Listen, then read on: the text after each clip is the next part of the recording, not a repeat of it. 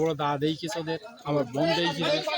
দেখে ওদের কাছে আতঙ্ক করে ওদের কাছ থেকে নিয়ে সব নিয়ে চলে গিয়েছে। চুয়াডাঙ্গা জেলার দামুড়হুদা উপজেলার পুরাতন বাস্তবপুর গ্রামে একই রাতে দুটি বাড়িতে দুঃসাহসিক ডাকাতির ঘটনা ঘটেছে। এ সময় ডাকাত দল বাড়ির সকলকে অস্ত্রের মুখে জিম্মি করে দুই বাড়ি থেকে নগদ টাকা ও স্বর্ণ অলংকার লুট করে নিয়ে গেছে। আজ সকালে পুলিশ ঘটনাস্থল পরিদর্শন করেছে।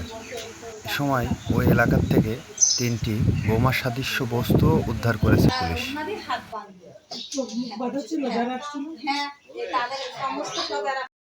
আমরা দুই ভাই আনুমানিক রাত 12টা কি 1টার দিকে ওদের বাড়িতে ডাকাত পড়ে এক কথায়।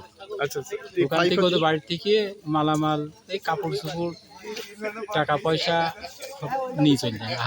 বড় বড় দাদা দেখিয়েছে ওদের, আমার বোন দেখিয়েছে। দেখে ওদের কাছে আতঙ্ক করে ওদের কাছ থেকে নিয়ে সব নিয়ে চলে গিয়েছে।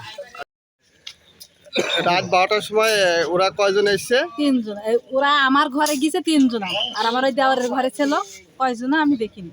আচ্ছা, উঠেছে কমেন দিয়ে বাড়ির ভিতরে? এই যে বাড়ি দিয়ে আমার এই পুরা এই গেটের ছাদ দিয়ে একদম ওই আমার ওই বড় ঘরের ছাদ দিয়ে নেমেছে, ওই যে দরজা দিয়ে নেমেছে। এই বাড়ির ভিতর দিয়ে উঠেছে? জি। দিয়ে কয় টাকা কি নিয়েছে? আমার ঘরে মন করো 20,000 টাকা ছিল। জোরে বলেন। 20,000 টাকা ছিল আমার ঘরে। আর আমার কানের ছিল দুটো, আর আমার কাপড় চোপড় নিচে হলো 15,000 টাকা কাপড় চোপড় নিয়ে গেছে।